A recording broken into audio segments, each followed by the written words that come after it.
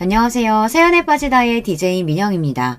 오늘 사연자님은 딸네 집에 갔다가 말도 안 되는 광경을 직접 목격하고 말았다는데요.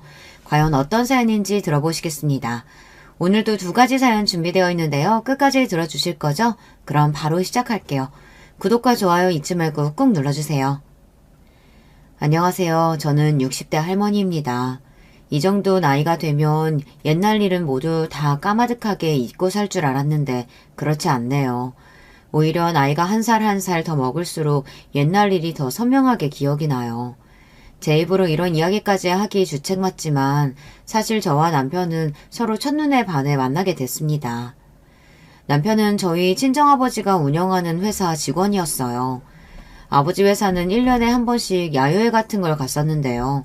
제가 대학생 때 아버지 회사 야유회에 따라간 적이 있었어요. 그런데 그 야유회 자리에서 장기자랑 시간에 남편이 무대에서 기타를 치며 노래하는 모습을 보는데 그 모습에 제가 한눈에 반하고 말았습니다. 그때부터 저는 남편에게 어떻게 하면 말을 걸 수 있을까만 신경 쓰느라 아무것도 못하고 있었거든요. 그런데 그날 저녁 남편이 먼저 제게 다가와 기타 치는 방법을 알려주겠다고 말을 걸더라고요. 알고 보니 남편도 저를 보자마자 마음에 들어 일부러 기타를 가르쳐주겠다며 다가온 거였어요. 그렇게 운명처럼 만난 저와 남편은 서로에게 강하게 끌렸습니다. 그때는 둘이 얼마나 좋아했는지 만난 지 반년도 안 돼서 결혼하겠다고 설레발을 쳤습니다. 그러다 친정 부모님의 반대에 부딪혔어요. 너처럼 평생 고생이라고는 모르고 공부만 하고 살던 애가 그런 없는 집 구석에 시집가서 도대체 어떻게 살겠다는 거야. 너 시부모님 모시면서 얌전히 살림하면서 살 수 있어? 안 그래도 남편네 집안 사정이 썩 좋지 않아 부모님께서 마음에 들어하지 않았었는데요. 결혼하면 제가 시댁에 들어가 시부모님을 모시고 살아야 한다고 하니 저희 친정 부모님께서는 걱정이 많으셨죠. 당시에 대학 갓 졸업한 애가 뭘 알겠어요. 철딱선이라고는 없었던 저는 마냥 남편이 좋아 현실을 전혀 직시하지 못하고 남편과 살 수 있다면 뭐든지 좋다고 우겼습니다. 그렇게 저와 남편은 결혼했어요. 애아빠가 다른 건 다 괜찮은데 술하고 친구를 그렇게 좋아했어요. 결혼하고 딸 낳을 때까지 1년 정도를 시댁에 들어가 살았었는데요. 저를 혼자 시댁에 두고 퇴근만 하면 매일 술을 먹고 들어왔습니다. 말은 매일 친구들과 밴드 연습하는 거라고 했지만 결국은 항상 술에 취해서 들어왔어요. 그때만 생각하면 정말이지 사람이 미쳐버릴 노릇이었어요. 저는 혼자 하루 종일 시댁에서 시부모님 수발을 들며 눈치 보느라 숨도 제대로 못 쉬었어요. 더군다나 저한테는 시누이도 둘이나 있었어요. 둘 다 남편보다 누나인데 제가 결혼하고 분가할 때까지 둘 다 결혼도 안 하고 시부모님이랑 살고 있었습니다. 제가 생각해도 그럴만해요. 시누이 둘 다 성격이 보통이 아니라 웬만해서는 시집가기 힘들겠다 싶었어요. 얼마나 드세고 못됐는지 자기들도 여자고 심지어 나이도 나보다 더 많으면서 집에 와서는 손 하나 까딱도 안 하고 굳은 일을 자꾸 저한테 시켰어요. 시누이 둘 다 유니폼을 입고 일을 했었는데요. 퇴근하고 오면 벗은 옷은 꼭 대야에 그냥 담궈두기만 하지 빨지를 않았습니다. 당시에 시댁에 세탁기가 없었거든요. 제가 워낙 깔끔한 성격이라 화장실에 그렇게 두고 나오면 영 신경이 쓰여 그냥 지나치지를 못하겠더라고요. 저는 왔다 갔다 하다가 그냥 보면 제가 한 번씩 빨아주기는 했어요. 하지만 그게 제 일이라고 생각해서 한 건 절대 아니었습니다. 단지 그냥 같이 사는 가족으로서의 배려 같은 거였죠. 그러던 어느 날이었어요. 제가 샤워하고 나왔는데 큰 시누이가 저를 불러 세우더라고요. 그러더니 한다는 말이 기가 막혔습니다. 올케, 왜 샤워하고도 그냥 나와? 화장실 바닥에 내 유니폼 못 봤어? 순간 저는 어이가 없어서 그게 무슨 소리냐고 받아쳤습니다. 유니폼이 나랑 무슨 상관이냐고요. 그러자 순식간에 얼어붙은 표정의 큰 시누이가 저를 매서운 눈으로 쏘아보더군요. 상관이 없기는 왜 없어? 우리 집에 시집 왔으면 당연히 빨래는 올케가 해야지. 도대체 올케는 친정에서 뭘 배워온 거야?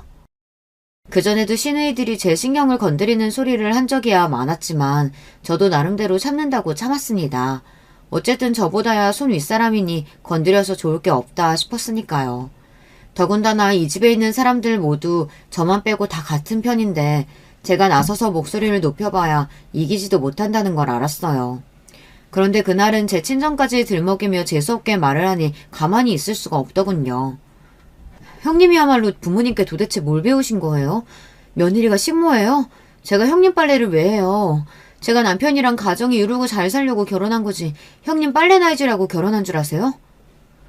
지금까지 마음속에 꾹꾹 담아놨던 말이 터지고 말았습니다. 사실 시누이들이 저에게 너무하기는 했어요. 자기들 일하고 들어와서 힘들다고 몇 시에 들어오든 저에게 밥을 차려달라고 했습니다. 쉬는 날도 마찬가지였어요. 하루 종일 꼼짝도 안 하고 저에게 하루 세 끼를 다 얻어먹으려고 했어요. 그럴 때마다 저는 내가 남편과 결혼을 한 건가, 이 집에 식모로 일을 하러 들어온 건가 헷갈리기까지 하더라고요. 어머머? 얘가 감히 손윗 사람한테 바락바락 대드는 것 좀 봐? 너 내가 가만히 있을 것 같아? 너 나한테 버릇없이 군 거 엄마 아빠한테 다 이야기할 거야. 유치해서 살 수가 없었습니다. 당시에 30이 다 된 노처녀가 한참 어린 올케한테 빨래해라 마라 재수없게 구는 것도 어이가 없어 죽겠는데 이제는 시부모님께 이르겠다고까지 하더라고요. 심지어 작은 신우까지 합세해서 둘이 저 하나를 이기겠다고 난리를 쳤어요. 네가 남편 잘 만나서 집에서 호강하고 사니까 아주 눈에 뵈는 게 없지? 이제 한 식구 됐으니까 좀 편하게 해주려고 했더니만 너 안 되겠다. 진짜 시집살이가 뭔지 우리가 아주 똑똑하게 보여줄게. 날살 처먹고 어쩜 저렇게 못된 소리만 골라서 해대는지 결혼하고 같이 산 1년 동안 스트레스가 이만저만이 아니었어요. 그나마 다행이었던 건 바로 얼마 뒤 친정에서 신형 세탁기를 시댁으로 보내주셨다는 겁니다. 제가 시누이들과 실랑이를 벌이고 나서 어머니에게 하소연을 좀 했더니 바로 세탁기를 보내주셨어요. 아무리 없는 집 구석이라도 그렇지 어쩜 아직도 세탁기가 없다니. 아휴, 진작 알았으면 바로 보내주는 건데 우리 딸이 괜한 고생만 했네. 그러게 그런 없는 집 구석에 시집 가는 거 아니라니까. 안 그래도 부모님께서 반대했던 결혼이다 보니 저도 웬만하면 부모님께 힘든 이야기는 하고 싶지가 않았어요. 그런데 이게 막상 결혼해서 살다 보니 비빌 언덕 없이는 시집살이를 견딜 수가 없었어요. 그래서 살다 보면 점점 괜찮아질 줄 알았는데 아니더군요. 오히려 딸이 생기고 나서는 더 힘들었습니다. 몸도 무겁고 힘든 와중에 시누이뿐만이 아니라 시부모님 시집살이도 보통이 아니었거든요. 요즘 며느리들한테 그랬다가는 다들 집 나가고도 남았을 거예요. 반찬을 하면 하는 대로 맛없다고 구박하고 시장에서 만들어서 파는 반찬을 조금이라도 사오면 더 구박을 하셨어요. 집에서 팽팽 놀고 먹으면서 부지런히 식사 준비할 생각은 안 하고 남편이 뼈 빠지게 벌어오는 돈 가지고 쉽게 살려고 그럼 되겠니? 앞으로도 애연아 시장에서 만든 반찬 사서 들어오는 날에는 네 친정으로 보내버릴 테니까 그런 줄 알아라. 지금 같았으면 더럽고 치사하다며 당장 짐을 싸서 나왔겠지만 그때는 뭐가 그렇게 무서웠는지 모르겠어요. 시누이들한테는 그래도 하고 싶은 말도 하고 언성도 높이고 했는데 시부모님이 말 한마디라도 하면 왜 그렇게 주눅이 들고 어깨가 움츠러들었는지 모르겠어요. 시부모님은 저희 친정부모님과 분위기가 굉장히 달랐어요. 저는 어릴 때부터 부모님이 다투시는 모습을 본 적이 없이 컸었는데요. 시부모님은 자식들이 있든 없든 그냥 아무 데서나 싸웠습니다. 심지어 시아버지는 제가 있는데도 시어머니에게 물건을 던지고 부수고는 했어요. 그런 환경에서 한 번도 살아본 적 없었던 데다 성인이 돼서 그런 낯선 모습을 보며 견디려고 하니 쉽지 않았습니다. 시아버지는 별것도 아닌 걸 가지고 툭하면 저에게도 소리를 버럭버럭 질렀어요. 냉장고에서 냄새가 난 애부터 시작해서 본인 방 걸레질을 안 했다고 제가 있는 쪽으로 걸레를 발로 차기도 했어요. 애를 낳기 전까지는 어떻게든 참아보려고 했는데 딸을 낳고 나니 그게 아니더군요. 제 어린 딸을 이런 집구석에서 자라게 할 수는 없었습니다. 저는 모짐 시집살이를 견디고 살다가 딸을 낳고 나서야 분가를 했습니다.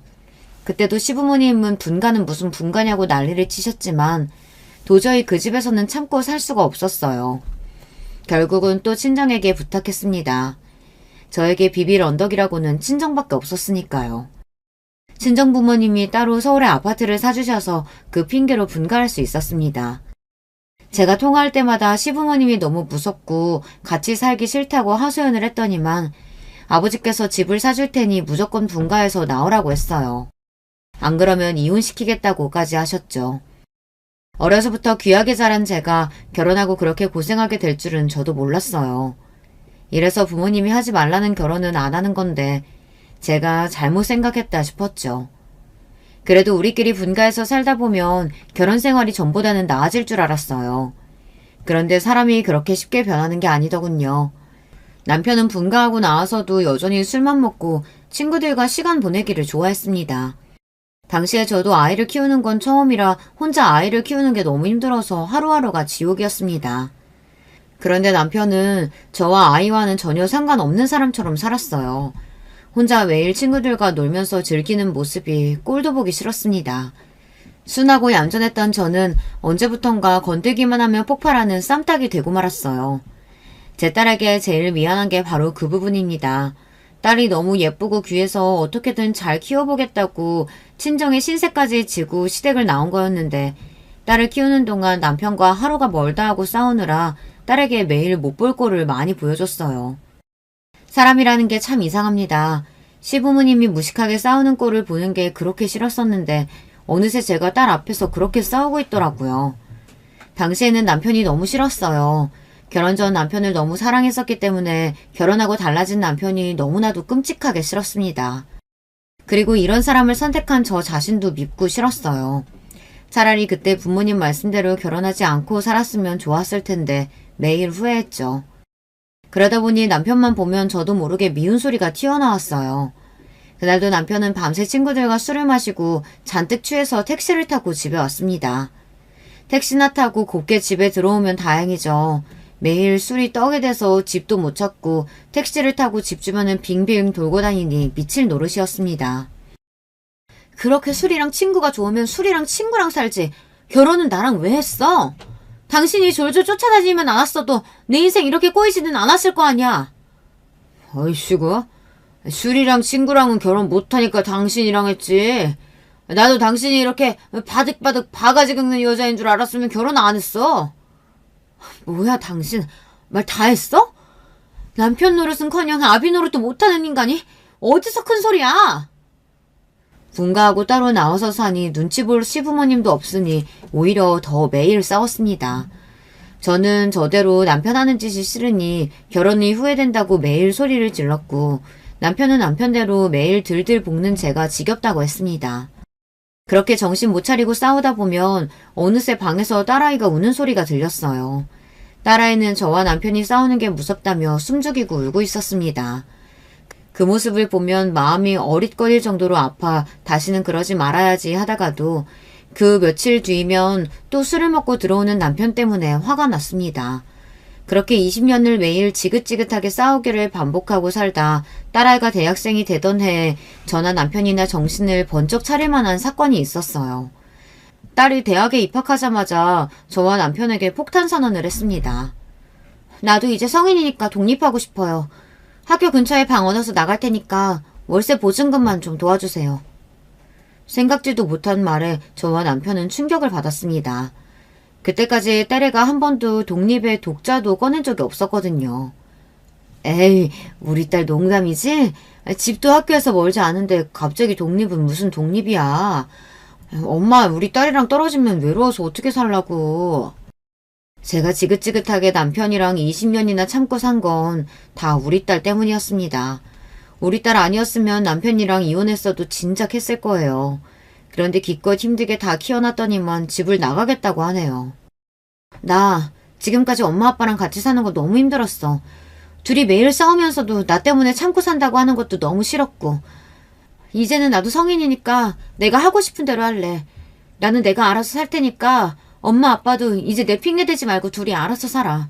난 엄마 아빠 이혼해도 상관없어. 그 순간을 떠올리면 지금도 머리가 띵합니다.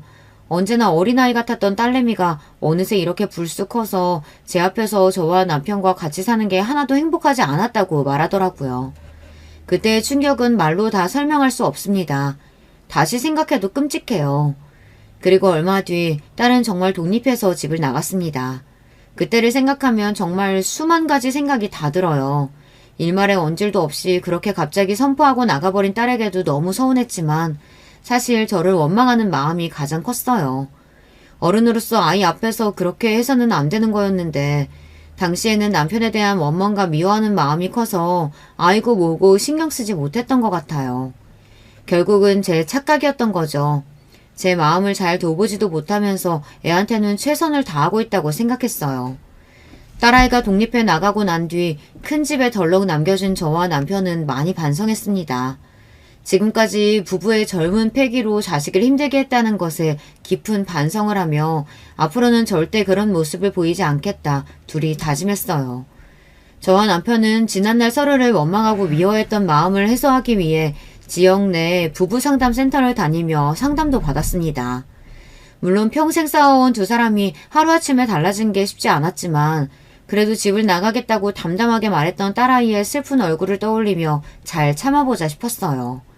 딸에게 좋은 엄마 아빠가 되기 위해서요. 그래도 노력한 덕분에 차차 남편과 저의 사이는 좋아졌습니다. 함께 등산도 다니고 테니스도 치러 다니면서 함께 할 수 있는 시간을 늘려갔어요. 남편도 지난 날들을 많이 반성하고 저에게 미안하다며 사과했습니다. 그때는 내가 너무 철이 없었어. 그동안 당신이랑 우리 딸내미한테 못한 거 평생 내가 갚으면서 살게. 미안해. 남편은 약속의 하나로 술까지 끊고 집안에 충실했습니다. 매일 퇴근하고 오면 함께 저녁을 먹고 저에게 기타를 가르쳐주기도 했어요. 그리고 가장 중요한 시부모님과 제 중간에서 방관자가 아니라 아들과 남편으로서 역할에도 충실하겠다고 약속했죠. 그래도 서로 잘해보겠다고 마음을 먹어서 그런지 저와 남편은 몇 년 새에 많이 좋아졌습니다. 진작 그랬으면 좋았겠지만 어쨌든 몇 년 새 싸우는 일 없이 사이좋게 잘 지냈어요. 그런데 생각지도 못한 일이 생겼습니다. 뿌린 대로 거둔다는 말이 딱 맞아요. 딸아이가 대학을 졸업하고 취직한 지 얼마 되지 않았는데 갑자기 결혼하겠다면서 남자를 집에 데려왔습니다. 저나 남편은 전혀 몰랐었는데 알고 보니 연애를 5년 넘게 했대요. 이런 와중에 제가 이런 말을 하게 될 줄은 몰랐지만 딸애가 데려온 사윗감이 너무 마음에 안 들었어요. 마음에 안 드는 정도가 아니라 할 수 있다면 결혼을 뜯어말리고 싶었습니다. 예비 사윗감은 술 안 마신다는 것 빼고는 마음에 드는 구석이 하나도 없었거든요. 저도 어른으로서 이런 소리 하고 싶지 않지만 사윗감은 딸보다 5살이나 많고 30을 훌쩍 넘긴 나이면서도 이뤄놓은 게 아무것도 없었습니다. 20대 때 만화 그린다고 집에 처박혀 그림만 그리다 허송세월을 보내고 얼마 전에 작은 회사에 들어갔는데 월급이 글쎄 200만 원도 안 된다네요. 그렇게 살았으니 모아둔 돈이 있을 리 없죠. 심지어 지금 사는 집도 반지하 월세에다가 젊어서 그림 그리면서 생활비 대출받은 게 1억 원이나 있답니다. 저는 딸아이의 이야기를 듣는 내내 너무 기가 막혀 얘가 도대체 이런 이야기를 왜 저에게 하는 건지 이해가 되질 않았어요. 누가 봐도 너희가 지금 결혼할 상황이 아닌 것 같은데 무슨 염치로 집에 와서 결혼 허락을 해달라는 거야? 저도 딸에게 쌀쌀맞게 대하기는 싫었습니다. 하지만 이건 딸이 저와 남편에게 해도 너무하는 거였어요. 그런데 그 와중에 딸년이 하는 말이 기가 막히더군요. 결혼할 상황이라는 게 따로 있어?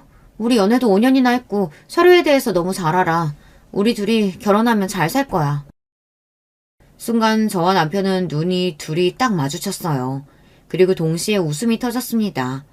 그 순간 문득 생각이 떠오르는 게 저와 남편이 결혼하겠다고 친정 부모님께 인사를 갔던 날이 떠오르더군요. 우리 부모님도 지금의 우리처럼 이렇게 어이가 없고 기가 막혔을까 싶었습니다. 지금이야 둘 다 서로 너무 좋으니까 현실이 안 보이겠지.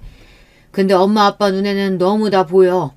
너희 둘 지금 결혼하면 매일 지지고 볶고 살다가 결국은 못 산다고 할 거야. 물론 남편이 일어나지도 않은 일을 가지고 과정에서 이야기했다는 건 압니다. 하지만 저도 남편과 생각이 같아요. 아무리 사랑해도 결혼 생활이라는 게 사랑만 가지고 되는 게 아니니까요. 우린 엄마 아빠랑 달라. 둘이 무슨 일이 있어도 안 싸우고 엄마 아빠처럼 실패한 결혼 안 할 자신 있다고. 딸아이 입에서 실패한 결혼이라는 소리가 나오는데 저도 모르게 울컥했습니다. 너 실패한 결혼? 엄마 아빠한테 네가 있는데 왜 실패한 결혼이야?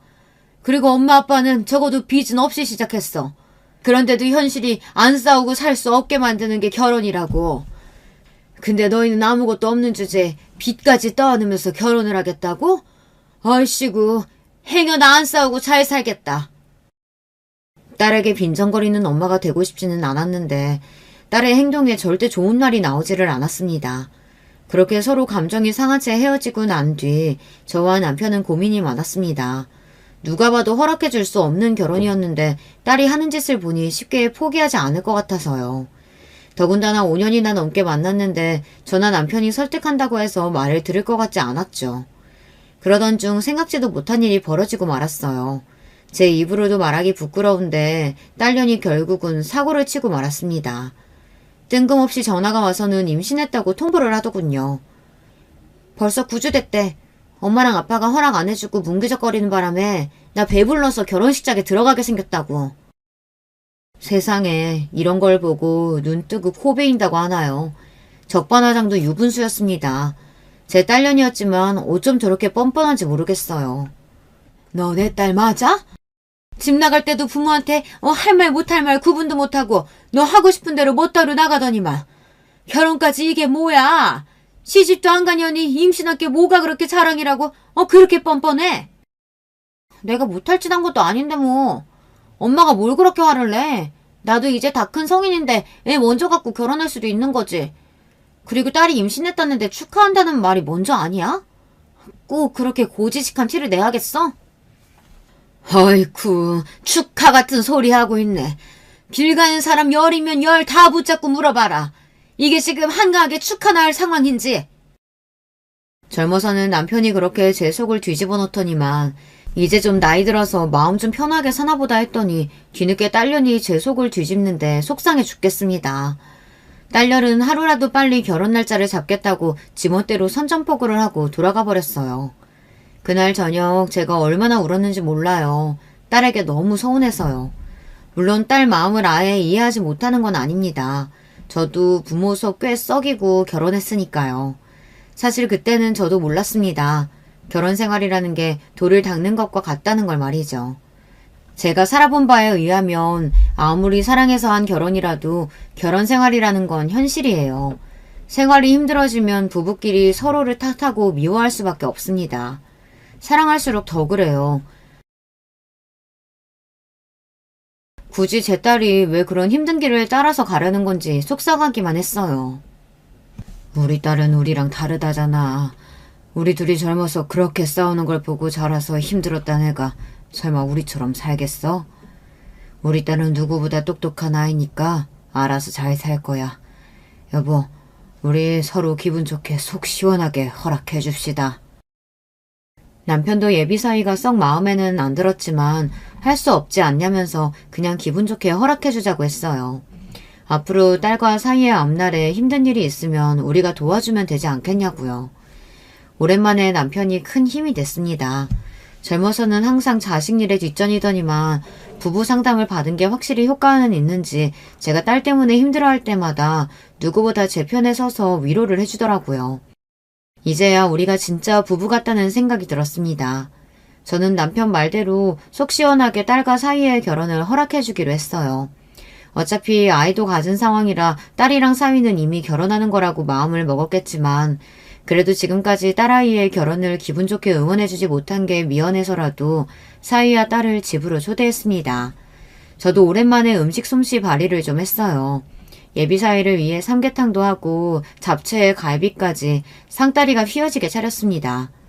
그동안 서로 말은 안 했지만 저와 남편이 딸에게 서운한 만큼 아마 딸도 저와 남편에게 서운한 게 많았을 것 같아서요. 모녀지간 싸움이야 부부싸움만큼이나 칼로 물베기 아니겠어요. 딸도 제가 살인 창을 보고는 그제야 제 마음을 알았는지 힘들게 뭘 이런 걸 많이 차렸냐고 하며 전처럼 밝게 웃어주더라고요. 우리 사위 온다는데 장모가 이 정도는 해야지. 아이고 배들 고프겠다. 얼른 앉아서들 밥 먹어. 저도 제 입에서 우리 사위라는 말이 그렇게 불쑥 나올 줄은 몰랐었는데 저도 딸 가진 엄마다 보니 어쩔 수 없이 튀어나오더군요. 어쩌겠어요. 제 딸년이 저렇게 좋다는데. 제 마음에는 안 들어도 앞으로 평생 제 딸이랑 손주를 책임지고 살아줄 사위이니 예쁜 구석을 찾아봐야겠죠. 그런데 제 자식이 아니라서 그런지 생각보다 예쁜 구석을 찾는다는 게 쉽지 않더군요. 남자가 인물이 없으면 성격이라도 좋던지 성격이 별로면 인물이라도 좀 보는 맛이 있으면 좋은데 애가 영 눈에 띄는 게 없었습니다. 남의 집 귀한 아들 생긴 거 가지고 말하면 안 되겠지만 애가 참 보면 볼수록 별 볼 일 없어 보였어요. 삐쩍 말라서 밥도 한 그릇 못 얻어먹고 다니는 것처럼 생겼습니다. 거기다가 목소리에도 힘이 하나도 없더군요. 뭘 물어보면 대답을 하긴 하는데 소리가 작아서 잘 들리지도 않았습니다. 더군다나 둘이 좋아서 결혼을 하기로 했으면 뭔가 계획이라는 게 있어야 하는데 전혀 결혼 준비라는 게 되어 있지 않았습니다. 저와 남편은 식사를 마치고 함께 과일을 먹으며 앞으로 어디서 어떻게 지낼 생각인지 물었습니다. 아이가 생기면 아이는 어떻게 키울 계획인지도요. 집이야 제가 지금 사는 집보다 윤영이가 사는 집이 더 크고 좋아서 그쪽으로 들어가서 살려고요. 그리고 애는 제가 특별히 할 게 있을까요? 낳는 건 윤영이가 할 텐데. 제가 거창한 대답을 듣겠다고 물어본 건 아니었지만 아무리 그래도 뭔 대답이 저 따위인지 모르겠어요. 예비사이가 제대로 된 직장 생활을 한 지 얼마 되지 않은 건 알지만 그래도 나이가 30이 훌쩍 넘었는데 저 정도로 결혼 준비가 안 되어 있을 줄은 몰랐습니다. 이야기를 대충 들어보니 예비사위네 집안은 저희 시댁보다 상황이 더 안 좋았어요. 예비사위는 어릴 때부터 아버지랑 둘이서만 단칸방에 살았답니다. 어머니는 사위가 아주 어릴 때 집을 나가 얼굴도 본 적이 없고요. 그나마 아버지마저 사위가 중고등학교 때 술만 마시고 들어오시면 사위를 때려서 사위가 고등학교 때 집을 나왔나 보더라고요. 친구 집을 전전하다가 다행히도 당시 사위의 담임 선생님이 사위의 사정을 알게 되어 지원을 받을 수 있는 기관에 보내져 대학까지는 다닐 수 있었답니다. 나는 사위가 안쓰러운지 연신 눈물을 훔쳤어요. 반면 저는 사위의 이야기를 듣는 내내 한숨이 절로 나왔습니다. 저도 저랑 아무런 관련 없는 사람의 이야기면 안쓰럽고 눈물이 났을 거예요. 그런데 제 딸이 저런 기구한 사연 속 주인공과 결혼을 한다고 하니 마음이 무겁더군요. 어두워진 제 표정에 남편이 걱정됐는지 애써 미소를 지어 보이며 제 손을 꼭 잡더군요. 그러더니 한다는 말이 의외였습니다. 그래, 우리 사위도 그동안 고생 많았네. 결혼 준비야 차차 우리가 알아서 도와줄 테니까 걱정하지 말고 둘 다 몸부터 챙겨. 엄마 아빠가 건강해야 아기도 건강하게 나오지. 남편은 신혼집이랑 예식장은 본인이 다 알아서 구해줄 테니 걱정하지 말고 둘이 살던 보증금을 가지고 결혼 준비하는데 다 쓰라고 했습니다. 남편의 말에 딸이 어느 때보다 환하게 웃더군요. 아빠 정말이야? 아빠가 우리 집도 구해주고 예식장 밥값도 다 내줄 거야? 그럼 그러니까 너희 둘이 이 좋은 시절에 엄마 아빠처럼 싸우지 말고 서로 아끼면서 살아. 알았지?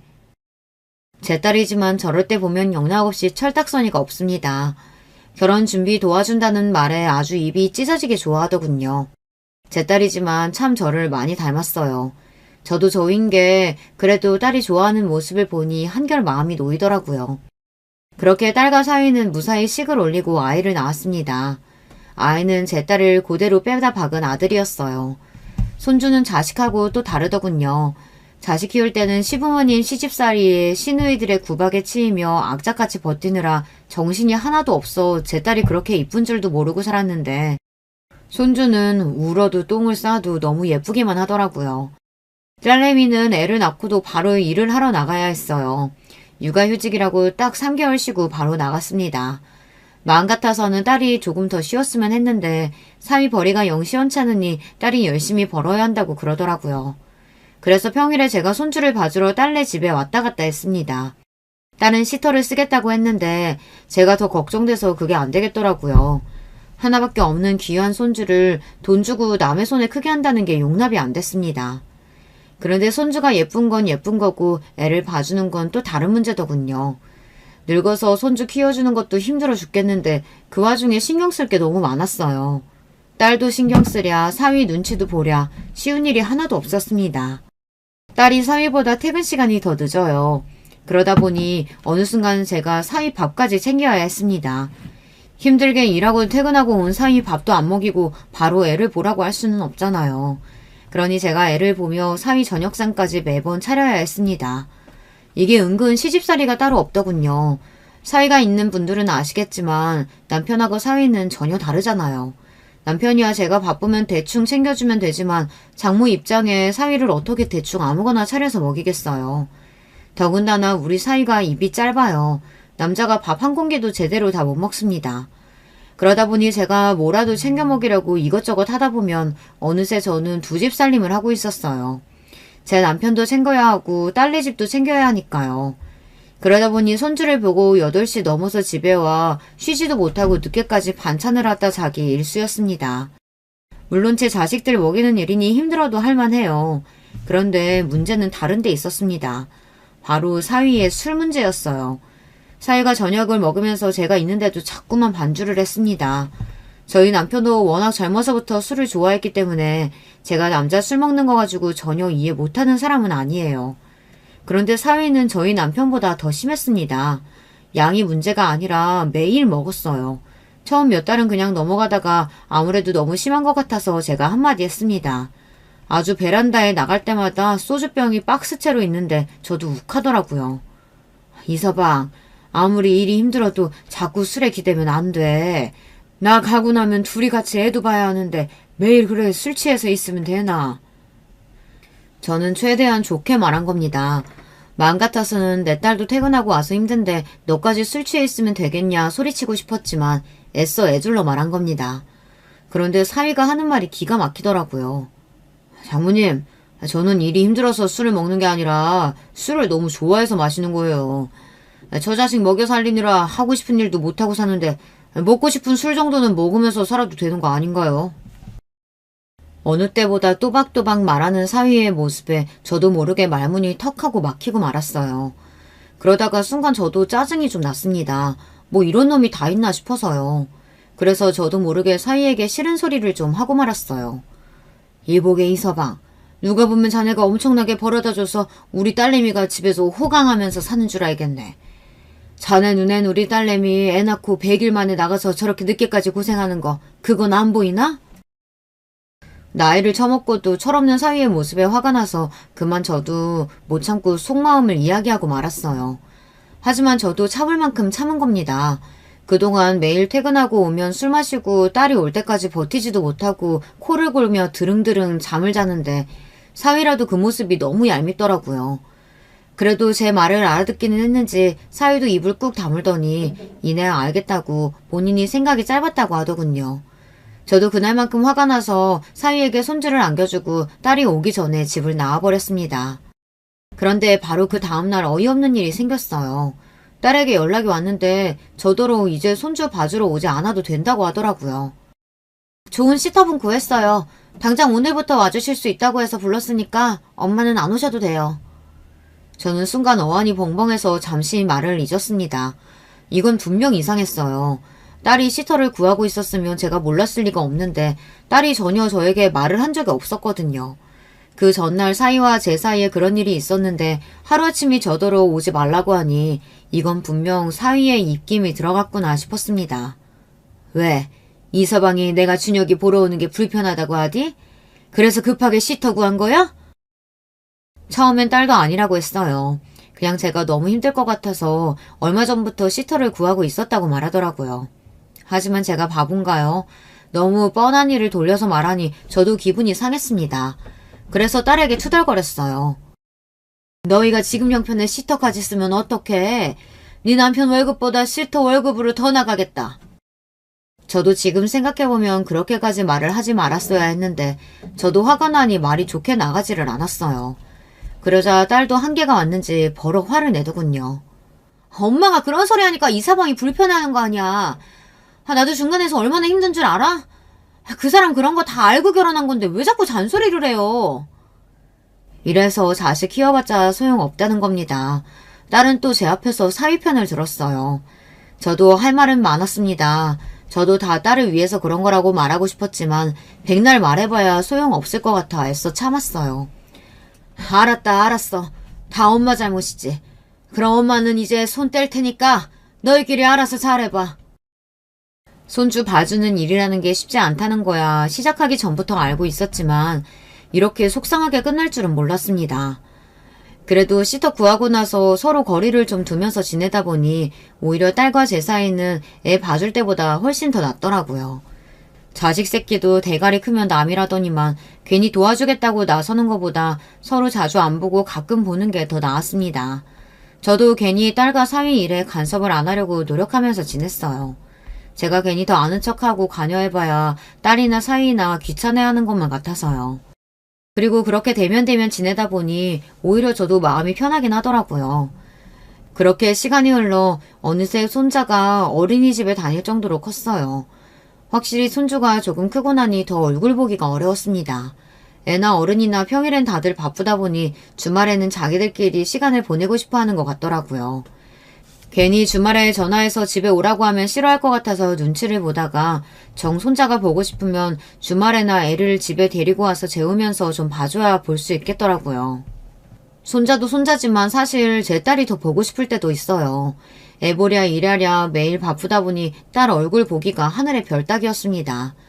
그래도 2, 3일에 한 번씩은 손자를 어린이집에 보내고 출근하는 길에 딸이 자주 전화를 하는데 웬일로 일주일이나 연락이 없더라고요. 그럴 때면 그냥 일이 바쁜가 싶어 원래 제가 먼저 딸에게 전화를 잘 안 하는데 마침 주말에 손자 생일도 다가오고 해서 제가 전화를 먼저 걸었습니다. 그런데 한참이 지나서야 딸이 전화를 받더라고요. 하루 멀다 하고 전화하는 애가 이번 주에는 통 연락이 없어서 엄마가 먼저 전화했어. 딸, 요즘 많이 바쁘니? 바쁘기는 그냥 준혁이가 감기 걸려서 며칠 고생하는 바람에 정신이 없었어요. 왜 엄마의 느낌이라는 게 있잖아요. 딸이 평소에도 말이 많은 성격은 아니지만 그래도 그날은 뭔가 말수가 적다는 느낌이 들었어요. 아무래도 손자가 아팠다고 하는 걸 보니 영 잠을 못 잤나 싶더라고요. 너 목소리가 안 좋다. 이번 주에 엄마가 가서 준혁이 데리고 올까? 그래야 너도 좀 쉬지. 다 커서 시집까지 간 딸이라도 옆에서 보면 항상 걱정되고 안쓰러워요. 바로 얼마 전까지만 해도 뭐 사달라, 뭐 먹고 싶다 철없이 조르던 녀석이 어느새 커서 애엄마가 되어 있다는 게 아직도 적응이 잘 안 되더라고요. 저는 항상 딸에게 어떻게 하면 도움이 될까, 뭘 도와주면 좋을까 고민합니다. 사실 지금이야 딸도 시집가서 잘 살고 있고 저도 남편이랑 그런대로 잘 지내고 있지만 딸이 한참 예민하던 시절 저와 남편이 저지른 일이 있잖아요. 딸이 저나 남편 때문에 힘든 학창시절을 보냈다고 하니 결혼해서 사는 동안만큼은 조금이나마 마음 편하게 살게 해주고 싶었어요. 애 생일인데 그래도 집에서 파티라도 해야지. 이번 주 주말은 집으로 와요. 제가 맛있는 거 많이 해놓을게요. 며칠이나 연락이 없길래 걱정했는데 그래도 별일이 있는 건 아닌지 딸애가 주말에 손주 생일 파티를 한다고 초대를 했습니다. 저와 남편은 오랜만에 딸도 보고 손주도 보는 거라 신이 나서 일찍이 딸네 집에 갔습니다. 그런데 아무래도 저와 남편이 괜히 갔나 봐요. 오랜만에 딸네 집에 가는데 사위 얼굴이 영 좋지 않더라고요. 딸은 애써 손주를 안고 웃으며 반겨주었지만 아무래도 사위 표정이 평소랑 달랐습니다. 평소에도 사위가 저나 남편에게 살갑게 구는 성격은 아니었지만 그래도 아예 똥인상을 쓰지는 않았었는데 그날은 대놓고 얼굴을 구겨대서는 저와 남편을 보고도 고개만 대충 숙이고 말더라고요. 사위의 행동에 저는 순간 또 욱했지만 애써 꾹 참았습니다. 하나밖에 없는 손주 생일인데 괜한 일로 또 문제를 만들고 싶지는 않아서요. 그래도 딸과 손주 덕분에 오랜만에 좋은 시간을 보냈습니다. 언제 그렇게 준비를 했는지 딸애가 맛있는 걸 많이 만들었더라고요. 우리 딸은 설거지도 제대로 못하는 줄 알았더니만 언제 이렇게 음식 솜씨가 좋아졌대? 나도 벌써 결혼한 지가 몇 년인데 솔직하게 미역국은 내가 엄마보다 낫지 않아? 그래. 너희 엄마 미역국은 영 간이 심심하지. 우리 딸이 끓인 게 내 입맛에도 딱이야, 딱이다. 얼씨구 부녀지간에 아주 신이 났네. 아무리 그래도 내 음식 솜씨 따라오려면 아직 멀었지. 안 그런가 이서방? 네, 뭐 그런 것 같네요. 사위의 떨떠름한 반응에 순간 집안 분위기가 싸해졌습니다. 그럴 때마다 딸애가 일부러 말을 돌리며 분위기를 바꿔보려고 했지만 사위의 반응은 식사 자리가 끝날 때까지 똑같았어요. 저는 아무래도 사위의 행동이 신경 쓰여서 사위에게 무슨 일이 있냐고 물었습니다. 얼굴이 너무 안 좋다고요. 이서방, 요즘 회사에 무슨 일 있어? 전보다 얼굴도 좀 야인 것 같고 표정도 영 안 좋네. 아니요. 제가 다니는 회사야 코딱지만한 회사인데 무슨 일이 있을 게 뭐가 있나요? 그냥 좀 애 보느라 힘들어서 그래요. 사위의 말에는 분명 뼈가 있었습니다. 아무래도 제가 지난번에 사위가 벌어오는 돈이 시원찮다는 식으로 말한 거 가지고 사위는 아직도 꽁에 있는 것 같았어요. 저는 이대로 아무 일 없다는 듯 넘어가는 건 아닌 것 같아 사위에게 제대로 다시 한번 이야기했습니다. 이서방, 내가 지난번에 자네한테 한 이야기 그것 때문에 아직도 서운한 거야? 그때는 내가 내 자식만 걱정하느라 생각이 짧았어. 기분 나빴으면 내가 사과할게. 아무리 자식이라도 함부로 말하면 안 되는 건데 제가 사위 자존심을 건드린 것 같아 안 그래도 내내 마음이 쓰였어요. 저는 조금 부끄러워도 사위에게 제대로 사과를 했습니다. 서로 기분이 상하는 게 있어도 하나하나 풀어가다 보면 자연스레 넘어가지는 게 가족이니까요. 저와 사위가 피는 한 방울 안 섞였어도 벌써 장모 사위로 지낸 지 5년이 넘었습니다. 이런 과정이 다 서로 맞춰가는 과정이라고 생각하면 어려울 것도 없었어요. 장모님이 그렇게 말하시니까 저도 괜히 죄송하네요. 제가 속이 좁았어요. 사위도 무뚝뚝하게 말했지만 애써 담담하게 말하는 게 그래도 본인도 저에게 잘한 건 없다는 걸 아는 것 같았어요. 저녁을 다 먹고 손주와 케이크까지 불고 나서 저와 남편은 딸네 집을 나섰습니다. 오랜만에 딸네 집에서 좋은 시간을 보낸 것 같아 남편도 저도 마음이 좋았어요. 그런데 주차장에 도착하자마자 잊고 있었던 게 떠올랐습니다. 글쎄 손주 녀석 생일이라고 봉투에 용돈을 넣어놓은 걸 깜빡했지 뭐예요. 사실 말이 손주 용돈이지 딸에게 주는 생활비였어요. 대놓고 돈을 주면 딸이 잘 받지 않아서 딸, 사위, 손주 생일 때나 명절에 제가 따로 봉투에 300 정도 넣어 주고는 해요. 딸이랑 사위도 열심히 일해서 버는 거야 알지만 요즘 세상에 애 키우는데 돈이 얼마나 많이 들어가요. 더군다나 딸내는 일한다고 치떡까지 쓰는데 항상 돈에 허덕일 게 뻔해서 생활비라도 좀 보태줘야 제 마음이 편했습니다. 남편에게는 차에 가 있으라고 하고 급한 대로 저만 다시 딸네 집으로 올라갔어요. 봉투만 후다닥 주고 다시 내려오라고요. 그런데 사위가 연신 집에서 음식 냄새가 난다고 투덜거리더니 현관문을 아예 활짝 열어놨더라고요. 아이고 벌레 들어오면 어쩌려고 문을 이렇게 활짝 열어놓으면 어떡해. 저는 다시 올라온 게 민망해서 애써 너스레를 떨며 딸네 집 안으로 들어갔습니다. 그런데 그때 믿을 수 없는 충격적인 광경을 보고야 말았어요. 손주를 등에 업고 재우고 있는 딸에게 다가간 사위 자식이 제 딸 뺨을 세게 갈기더라고요. 찰싹 소리가 날 정도로 세게 말이죠. 아휴, 너는 가만 보면 소름 끼치게 가식을 참 잘 떨더라. 이 상황에 네 애미애비 왔다고 아주 신이 나가지고 실실 쪼개면서 말도 많이 하더라? 저는 순간 이성의 끈이 빠지지 끊어지고야 말았습니다. 눈이 휙 돈다는 말이 바로 이런 걸 보고 하는 말이었어요. 너 이 새끼 지금 내 딸한테 뭐 하는 거야? 이 쪼다 같은 새끼가 감히 내 딸한테 손을 대? 저는 신발을 벗는 것도 잊은 채 거실로 달려들어가 사위놈의 멱살을 잡았습니다. 제가 갑자기 나타날 줄은 몰랐는지 사위놈 눈이 휘둥그레졌어요. 뭐 하는 거야? 아파요, 요나요.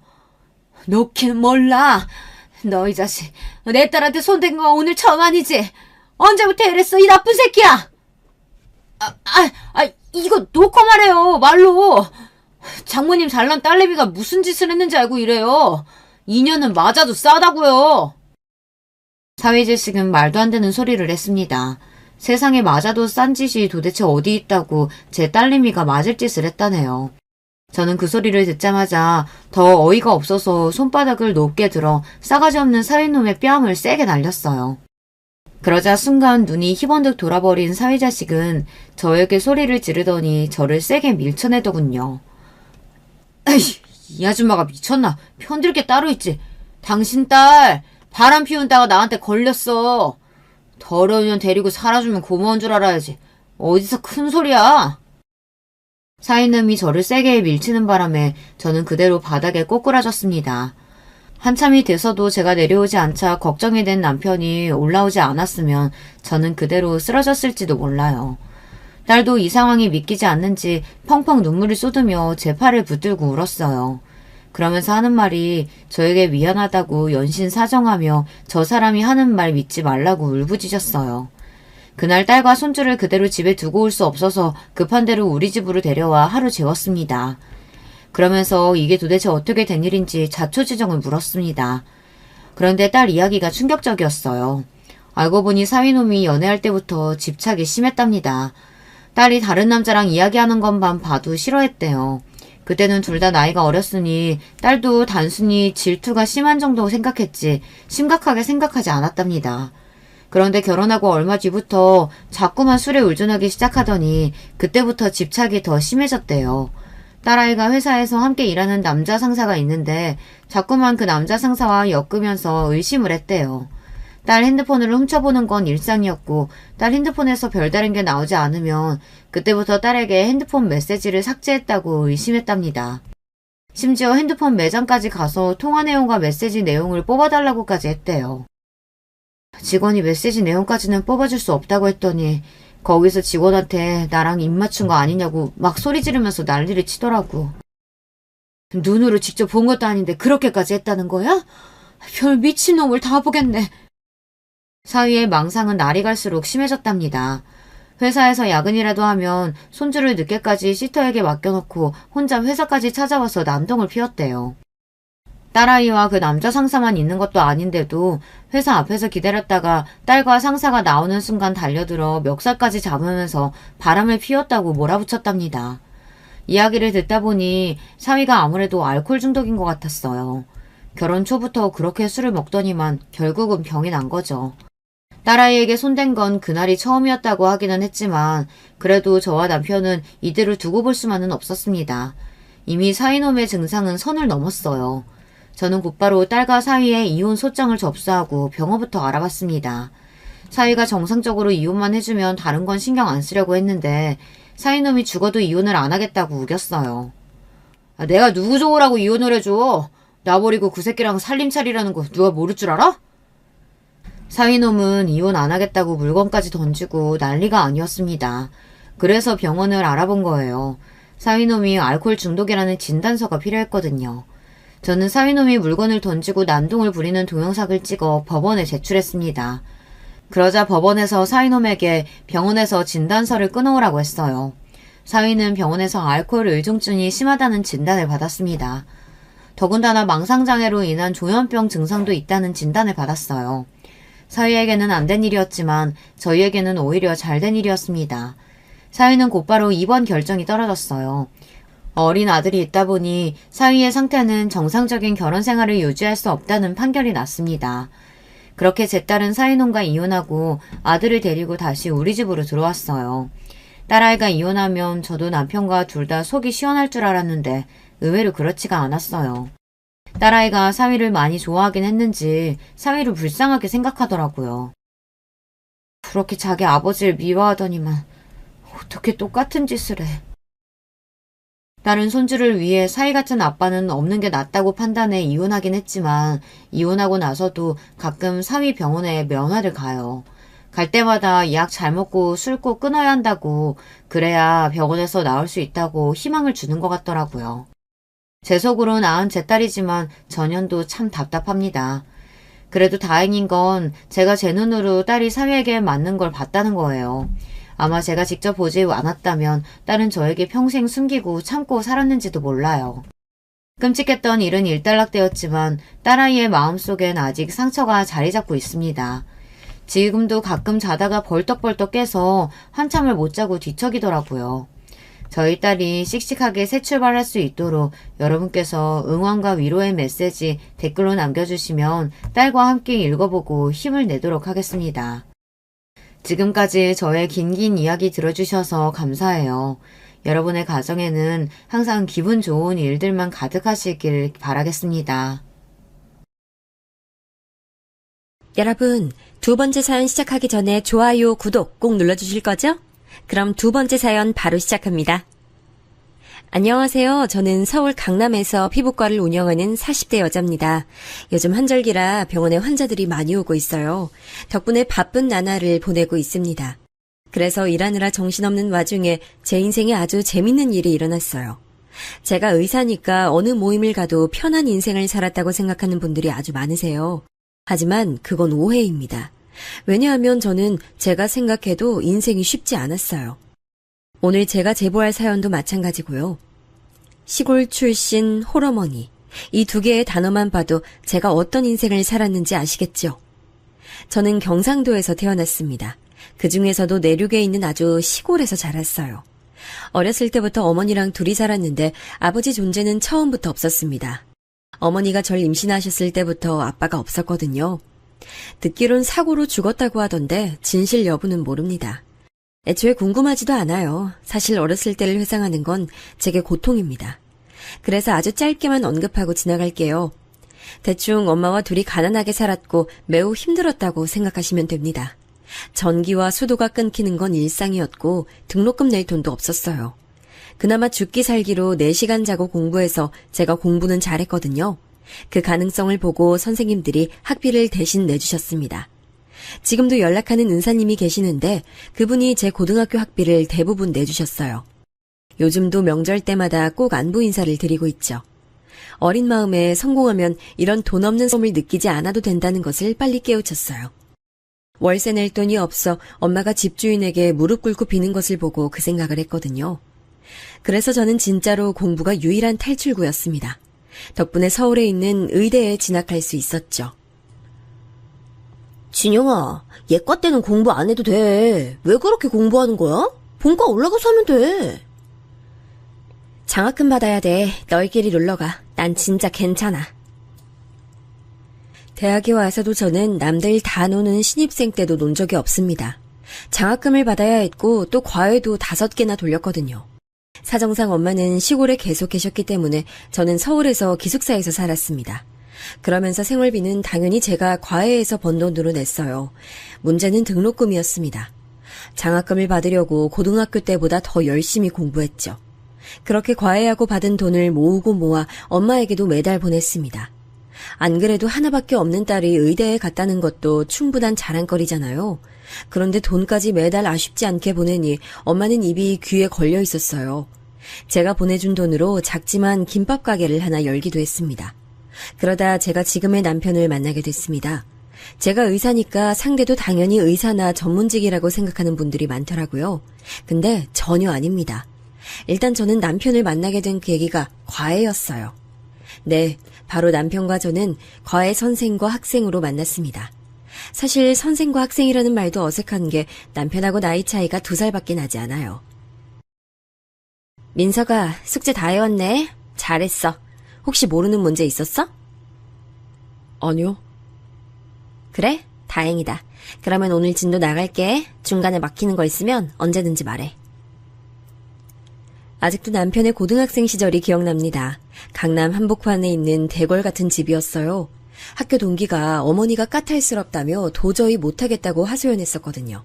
그런데 돈은 남들보다 2배를 준다는 말을 듣고 바로 제가 하겠다고 했어요. 그렇게 시작했는데 과외 학생의 어머니, 그러니까 저한텐 지금 시어머니죠. 그때부터 시어머니는 유별나셨어요. 저도 서울에 있는 많은 부잣집 학생들 많이 봤거든요. 방학 때는 입주 과외로 같이 생활하며 과외한 적도 있습니다.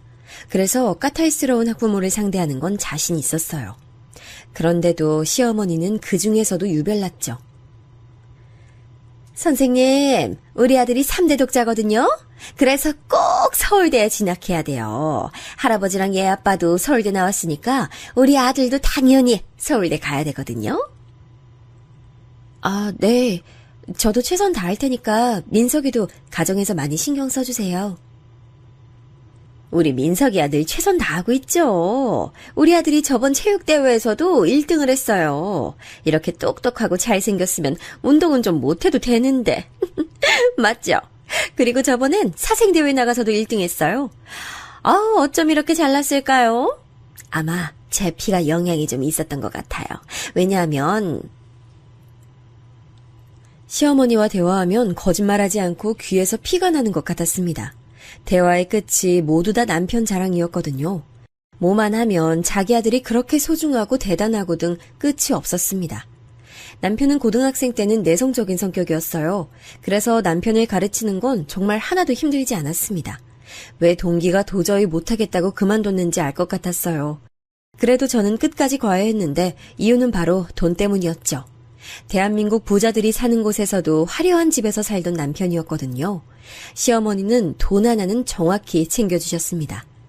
저는 한푼이 아쉽던 시절이라 시어머니의 남편 자랑을 한 귀로 듣고 한 귀로 흘리며 과외를 끝까지 진행했습니다. 너무 아쉬운 점이 있다면 바로 남편의 학업 성적이었어요. 남편은 안타깝지만 본인 머리가 그렇게 좋은 편은 아니었습니다. 그렇다고 바닥을 기는 성적은 아니었고 서울대는 가지 못하는 성적이었습니다. 결국 남편은 재수까지 했는데 재수해도 서울대를 가지 못했어요. 그때 본인이 너무 힘들어하는 게 잘 느껴져서 안타까웠습니다. 제가 그때는 또 본과에 들어가서 과외를 중간에 그만뒀거든요. 그런데 남편이 너무 힘들어해서 제 일정을 빼고 공부를 봐줬어요. 인간 대 인간으로 안쓰러운 마음이 컸거든요. 저는 돈이 급했기 때문에 그때 남편에게 전혀 이성적인 마음이 들지 않았습니다. 그리고 남편은 마침내 서울에 있는 아주 명문대는 아니어도 적당한 대학에 입학했어요. 그리고 그 학교는 바로 제가 다니던 학교였습니다. 실습과 시험으로 바쁜 날을 보내던 저에게 남편은 아주 저돌적으로 들이댔어요. 그때까지 아무도 사귀지 않고 있던 저는 연애는 사치라고 생각했습니다. 돈이 제 인생에서 가장 우선이었으니까요. 아니, 네 인생 살아. 난 진짜 연애는 사치야. 남편은 제가 대놓고 거절해도 병원에서 실습하면 병원 1층에서 저를 기다렸어요. 그리고 워낙 돈이 많으니 저를 기다렸다 밥도 사주고 커피도 사주고 하더라고요. 그런 짓을 몇 년을 하니까 저도 마음이 열렸습니다. 아는 사람 한 명 없이 혼자 서울에서 살며 힘들었거든요. 그런 저에게 남편은 한 줄기 빛이었습니다. 그 뒤로는 아주 순조롭게 연애했어요. 제가 워낙 바빠 남편에게 신경을 제대로 써주지 못해 미안했죠. 오히려 남편이 군대에 갔을 때가 제 마음이 편했을 정도로요. 그리고 우리 연애는 당연히 시댁 식구들에게 비밀이었습니다. 저는 그때까지도 연애는 해도 결혼은 하지 않으려고 했거든요. 전 우리 엄마가 저를 혼자 키우며 얼마나 힘드셨는지 알아요. 그리고 그렇게 홀어머니 밑에서 자라면서 온갖 편견을 다 받기도 했습니다. 제가 바보도 아니고 결혼하게 되면 어떤 시선을 감당해야 하는지 너무 잘 알고 있었죠. 그래서 저는 우리 엄마를 위해서라도 결혼할 마음이 없었습니다. 무슨 소리야. 결혼이라니 말이 되는 소리를 내. 난 애초에 결혼 생각 없는 사람이야. 난 고등학교 때부터 당신하고 결혼하려고 마음먹었어. 절대 물러나지 않을 거야. 집안 반대 때문에 그러는 거라면 걱정하지 마. 그건 내가 알아서 해. 남편은 진짜 물러나지 않았어요. 어느 날 모르는 번호로 전화가 와서 받았더니 바로 시어머니였습니다. 제가 남편을 과외할 때 하도 시달려서 과외가 끝나고 번호를 바꿨거든요. 선생님, 아니지, 아가씨. 그렇게 안 봤는데 과외 학생을 그런 식으로 꼬셔도 돼요? 나 이거 당신 학교랑 병원에 다 말할 거야, 어? 어머니, 아니 무슨 소리를 하시는 거예요? 순진한 우리 아들 꼬셔서 지금 결혼하려고 하는 거잖아요. 우리 집 돈 보고. 내가 그거 모를 것 같아요? 우리 아들은 몰라도 난 절대 호락호락하지 않아요. 오해가 있으신 것 같은데요. 제가 먼저 만나자는 말 단 한 번도 한 적 없어요. 저 굉장히 불쾌하네요. 뭐라고? 불쾌? 야, 너 말 다 했어? 저도 절대 호락호락한 성격이 아닙니다. 그래서 시어머니의 전화에 너무 화가 나 맞대응을 했어요. 그리고 남편에게 바로 전화해서 따졌죠. 이 사건으로 저는 정식적으로 인사를 가기도 전에 미운털이 제대로 박혔습니다. 시어머니도 저도 결혼을 부정적으로 생각했어요.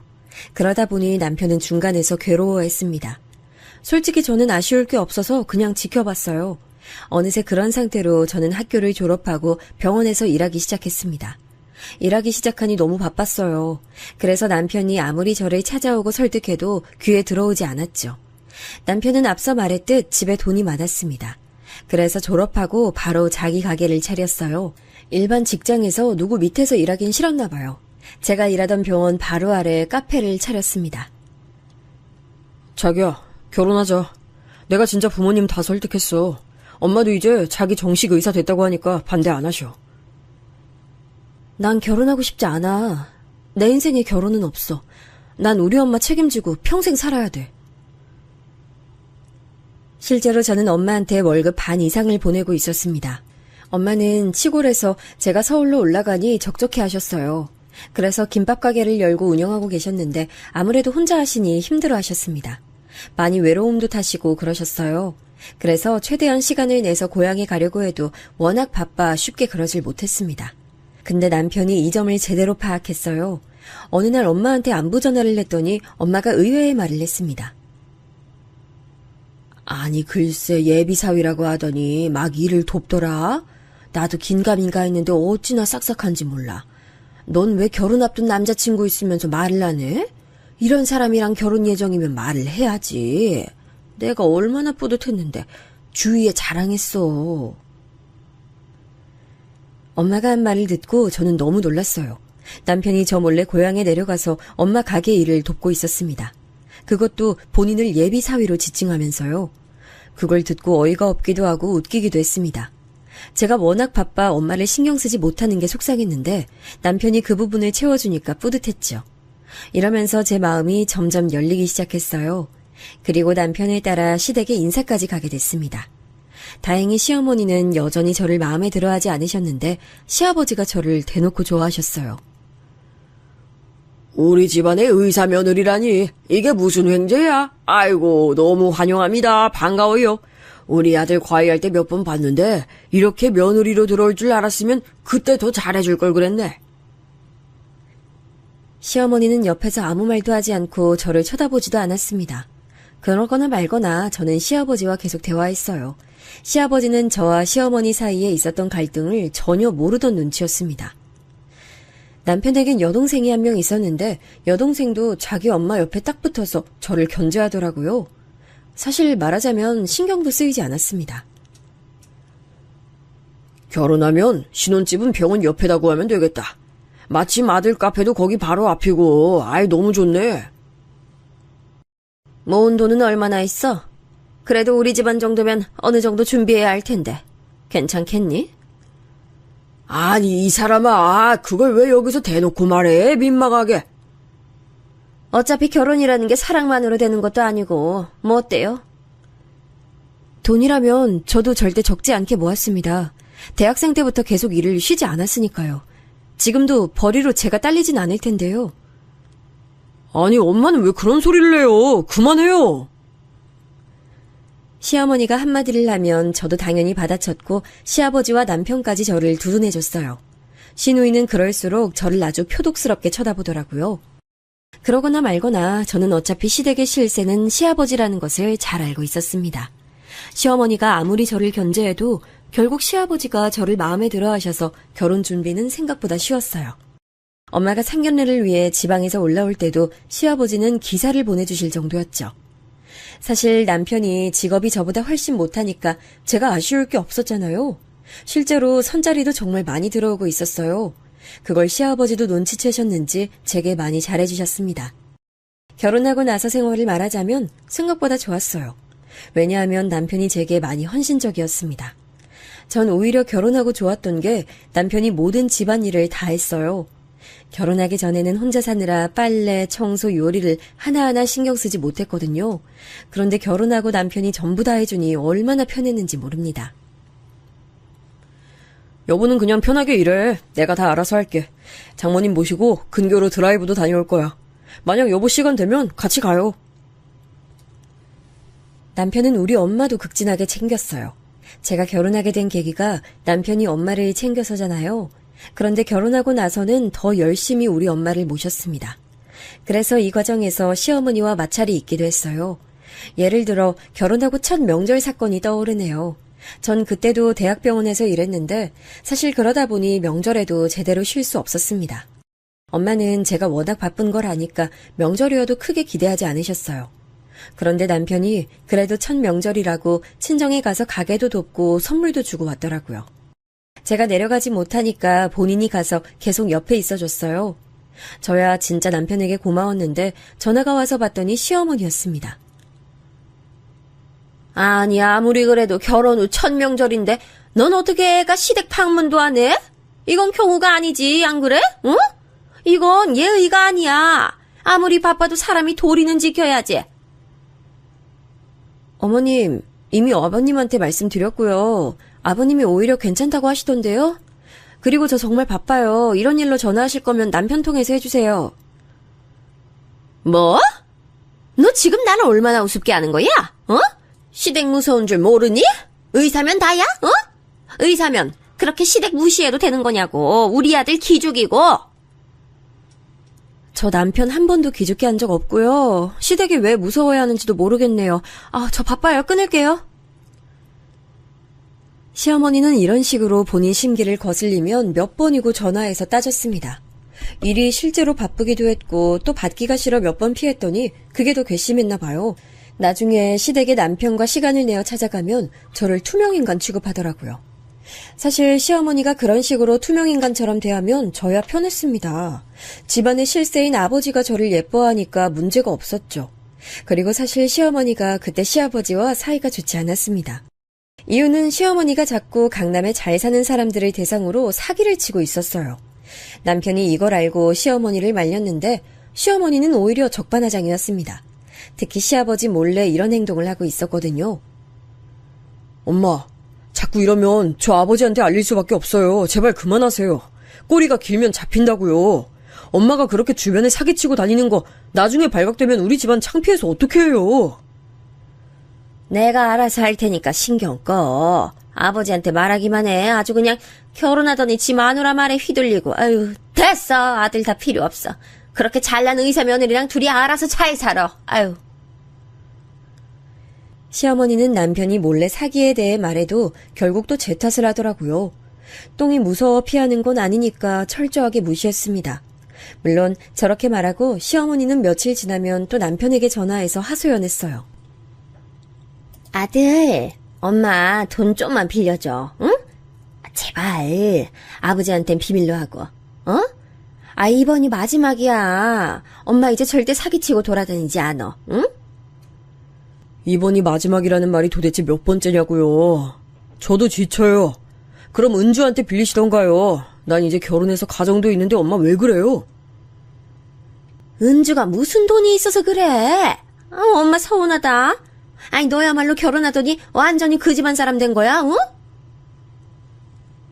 퇴근하고 보면 남편은 거의 매일 시어머니와 통화하며 싸움을 하곤 했습니다. 남편이 돈을 빌려줄 수 없다고 거절하면 시어머니는 전화기를 부여잡고 울기까지 했어요. 그 소리가 너무 커서 제 귀에까지 들렸죠. 남편이 시누이에게 빌리라고 하면 아직 학생인 시누이가 무슨 돈이 있냐고 하는 소리까지 다 들렸어요. 그 모습을 보며 기가 찼던 경험이 있습니다. 결혼하고 2년이 지나고 저는 집 주변에 개원하게 됐어요. 전공이 피부과였는데 시아버지가 이제 슬슬 개원할 때가 되지 않았냐며 병원을 열어주셨습니다. 사실 피부과가 개원하려면 정말 많은 돈이 필요하거든요. 제가 아무리 돈을 많이 모으고 남편도 모았어도 우리 돈으론 개원까진 할 수가 없었습니다. 그런데 그 사정을 알았던 건지 시아버지가 돈을 많이 보태주셨어요. 그래서 시아버지와 우리 부부의 돈을 합쳐 피부과를 크게 열 수 있었습니다. 생각보다 이른 시기에 개원하게 되어 얼마나 기쁘고 설렜는지 몰라요. 문제는 그 뒤에 있었습니다. 시아버지가 재정적으로 도움을 주시면서 시어머니와 시누이의 간섭이 매우 심해졌어요. 그전까진 제가 무시하면 그만이라 크게 엮이진 않았거든요. 그런데 개원 이후로 시댁과 많은 마찰이 생기게 됐습니다.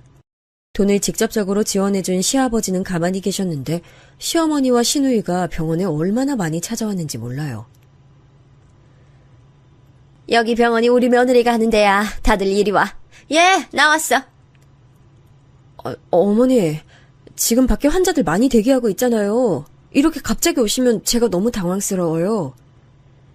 이 병원 개원할 때 우리가 지원해준 거 몰라? 은혜를 이런 식으로 갚으면 어떡해. 내가 진짜 기가 막혀서. 아유, 그래. 아유, 의사라고 콧대 높은 건 알겠는데 그래도 며느리가 시어머니한테 그러는 거 아니야? 어디 가서 그러지 말어. 시어머니는 본인 친구들을 자꾸 병원에 데려오셨어요. 뻔히 바쁜 걸 알면서도 대기하는 손님이 수십 명이어도 아랑곳하지 않았죠. 오히려 더 으스대며 피부관리를 받길 원하셨습니다. 손님들도 그렇고 직원들도 그렇고 보는 눈이 되게 많았기 때문에 저는 울며 겨자 먹기로 몇 번 그렇게 받아줬습니다. 하지만 그러면 안 되는 거였어요. 제가 그렇게 시어머니와 시어머니 친구들에게 공짜로 옛다 싶어서 관리를 받게 해줬더니 글쎄 아가씨까지 자기 친구를 데려오더라고요. 제가 시어머니에게 그렇게 해준 건 시어머니 말대로 시아버지가 지원을 많이 해줬잖아요. 그런데 시아버지는 우리 병원에 오지도 않았습니다. 하지만 부부 사이시고 또 시어머니니까 제가 기살려주려고 했던 건 맞아요. 아무리 싫고 미워도 내 남편 어머니잖아요. 우리 엄마는 실제로 사위 덕분에 고향에서 친구들에게 의수대며 살고 계셨어요. 그래서 저도 남편이 좋고 워낙 우리 친정엄마에게 잘하니까 저도 잘하려고 했던 거였습니다. 그런데 시누이는 아니잖아요. 시누이는 제 아랫사람이고 저에게 직접적으로 도움이 된 게 아닌데 기가 막혔죠. 새언니, 저 왔어요. 제 친구들이 요즘 피부 고민이라서 제가 데려왔어요. 저희 레이저 좀 받고 갈게요. 언니 잘 부탁드려요. 안녕하세요. 와, 야, 은주야. 너네 새언니가 원장이야? 대박이다, 진짜. 우리 아빠가 이 병원 개원할 때 지원 진짜 많이 해줬어. 우리 아빠 같은 시아버지도 없지 않냐? 우리 아빠지만 진짜 대박이야. 어이가 없고 기가 막혔습니다. 하지만 시아버지가 워낙 시누이를 예뻐하셨어요. 딸이고 막내라서 많이 예뻐하는 걸 저는 이미 알고 있었습니다. 그래서 시아버지를 생각해서 시누이가 저렇게 막무가내로 찾아와도 받아줬어요. 실제로 시누이 말대로 시아버지 덕분에 제가 이렇게 크게 병원을 운영할 수 있던 것도 맞으니까요. 그런데 문제는 시어머니와 시누이는 그 정도를 모른다는 점이었습니다. 처음엔 한 달에 한 번 정도만 오더라고요. 그래서 그 정도야 제가 꾹 참고 넘어가면 되니까 참았습니다. 그런데 그 빈도가 점점 늘더니 나중엔 일주일에 몇 번이고 찾아오더라고요. 실제로 손님들에게 컴플레인도 굉장히 많이 받았어요. 그래서 점점 제 입장이 곤란해지기 시작했습니다. 여보, 내가 진짜 몇 번을 고민하다 말할게. 어머니랑 아가씨가 자꾸 병원에 친구들을 데려와서 내가 곤란해. 당신이 우리 엄마한테 얼마나 잘하는지 내가 아니까 나도 넘기려고 했는데 이건 좀 심하다. 뭐라고? 아이, 그런 일이 있었으면 당연히 말했어야지. 내가 해결할게. 나 전혀 모르고 있었어. 내가 알아서 할 테니까 당신 너무 신경 쓰지 마. 남편이 이제껏 중간에서 역할을 매우 잘했었거든요. 명절이나 생신 때나 제가 불편한 일이 생기면 나서서 막아줬어요. 그래서 이번에도 그냥 믿고 기다렸더니 시어머니가 글쎄 시누이와 함께 병원에 찾아왔습니다. 그냥 찾아온 거면 모르겠는데 말 그대로 깽판을 치고 갔어요. 아니, 이 병원 개원할 때 우리가 그렇게 도움을 줬는데 사람이 말이야 이래도 돼? 응? 화장실 들어갈 때랑 나올 때랑 마음이 다른 건 아는데 그래도 이러면 안 되는 거야. 시부모를 이렇게 우습게 알아도 되냐고. 언니, 그렇게 싫으면 그때 말하던가요. 왜 갑자기 그래요? 그리고 엄마랑 제가 오면 뭐 얼마나 왔다고 그러세요. 진짜 속상해요. 너무 실망했어요. 내 친구들 또 오고 싶다고 했는데 쪽팔려서 이제 데리고 오지도 못하겠네. 결국 기다리던 손님들도 병원 밖으로 나가고 아수라장이 따로 없었어요. 저는 급히 남편을 불렀습니다. 남편이 오고 나서는 병원에서 서로 언성이 오갔어요. 아니, 왜 이러냐고 도대체. 남의 영업장에서 일해도 되냐고. 제발 그만 좀 해. 너야말로 왜 이래? 어? 우리가 개원할 때 돈 보태줬던 거 몰라? 부모 돈으로 개원했으면 어느 정도 바칠 수도 있어야지. 사람이 그렇게 어떻게 이럴 수가 있어? 어머니, 제가 계속 듣고만 있었는데요. 이 병원 개원할 때 제 돈이 더 많이 들어갔어요. 물론 아버님이 돈 많이 지원해 주신 거 아는데 그래도 남편하고 제 돈이 더 많아요. 새언니, 우리 엄마한테 왜 자꾸 그런 말투로 말해요? 아무리 화나도 시어머니한테 그러면 어떡해요? 아가씨야말로 그럼 저한테 왜 그래요? 직원들 앞에서 이러기 싫었는데 저도 될 대로 되라 싶었습니다. 결국엔 시아버지까지 병원으로 오셨어요. 이 사건으로 인해 시어머니, 시누이, 그리고 저는 완벽한 대치 상태가 됐습니다. 그리고 저도 감정이 상할 대로 상했어요.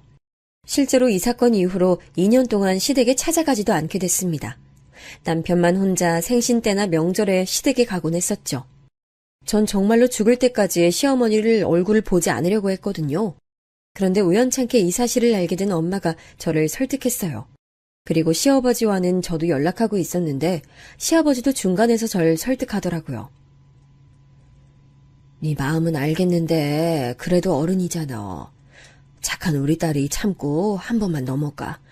네 남편이 얼마나 챙기는지 알잖아. 내가 받기만 하는 것 같아서 미안해서 그래, 응? 아가, 네 마음이 얼마나 상했을지 생각하면 나도 가슴이 아파. 그래도 부모와 자식 간의 인연이라는 게 함부로 이렇게 끊을 수 있는 게 아니야. 내가 네 시어머니한테는 말 잘했어. 그러니까 이제 화해하자. 엄마와 시아버지가 저를 설득하니 저도 넘어갔어요. 물론 시어머니와 시누이에 대한 마음이 좋게 변한 건 아니었습니다. 그래도 남편이 저한테 잘하고 시아버지가 저를 많이 챙겨주셨으니 그런 거였죠. 시아버지는 이외에도 제가 몸을 제대로 챙기지 않을까봐 한약도 지어오셨거든요. 각종 영양제와 간식 같은 것도 사서 일부러 카운터에 두고 가셨습니다. 제 얼굴을 보면 제가 부담을 느낄 수도 있으니까요. 이런 배려를 받으니 저도 어느 정도 제가 속이고 들어가는 게 좋다고 느낀 거였습니다. 그리고 마침 그때 아가씨가 결혼식을 앞두고 있었기 때문에 그 기회로 화해 아닌 화해를 하게 됐습니다. 하지만 사람은 바뀌지 않는다고 하죠. 아가씨의 결혼으로 인해 시댁 식구들이 모이는 날이 많아졌습니다. 이 말은 제가 시어머니의 얼굴을 보는 날이 많았다는 의미죠. 여기서 짚고 넘어갈게 남편과 저는 결혼 전에 약속한 게 있었습니다. 바로 아이를 가지는 문제였어요.